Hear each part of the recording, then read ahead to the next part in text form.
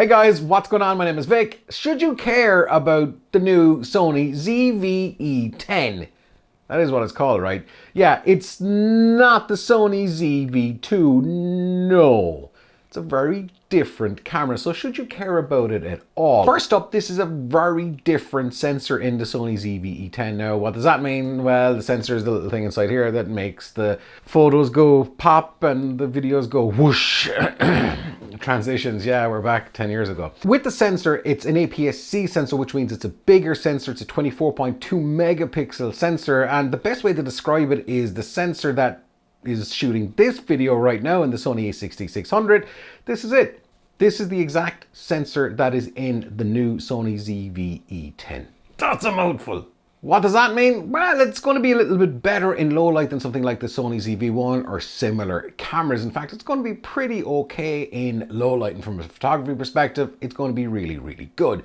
So, new sensor, great, but no, it's not great. Well, it kind of is. Look, you judge the quality here, and this is fine because when this sensor, which is in the whole Sony Alpha A6000 line, is not moving, it's kind of static like this, it's really good. Now, I'm going to hold up my finger, this finger. Watch what happens. I'm just going to put it up here, and all I'm doing is rotating the camera left to right. Now, pretty obvious for you guys to see jello. Rolling shutter where basically sensor readout isn't fast enough. So that whole sensor has got that issue. Is it crippling for me in the Sony a6600 that I have right now? Absolutely not. It's great, but it's just worth keeping that in mind. The obvious thing here with the new Sony ZV-E10 is that you can swap out the lenses, meaning that you can put whatever lens, if it's long as it's E-mount or E-mount compatible, maybe a little adapter, into it, and away you go. So you could put something like this huge Sigma 600mm lens onto the tiny Sony ZV-E10 if you wanted, with a little adapter. So that's the big one, and here's what you need to think about when it comes to that and when you should care about the Sony ZV-E10. If you've got a Sony ZV-1 right now, if you've got any camera and you're like, I wish I had a longer reach, I wish I could zoom in, I wish I could get whatever, then maybe an interchangeable lens camera system is what you actually need. So think about it. Do you have a specific need? Actually, you know what? I do care. I do need that extra zoom lens. Or maybe you don't. When it comes to design, Sony ZV-1 is good enough camera. It's pretty basic, but down here, in here, see? Focus.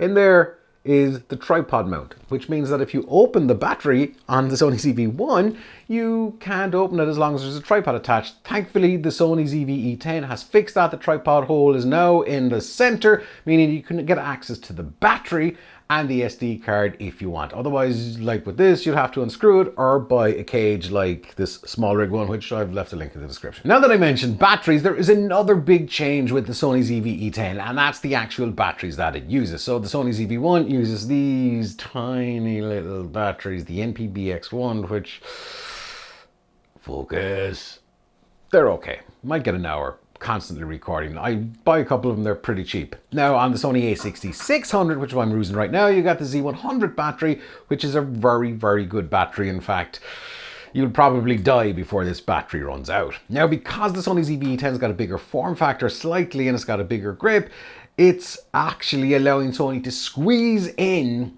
the slightly bigger battery, which is thumbs up, right? It's the same battery that's in the Sony a6400, for example. Now, I know some of you folks have that, so you can tell me in the comments, is that a good battery? Does it work? But it's 1500 milliamp hour battery, give or take. It's the NPFW50 or something like that.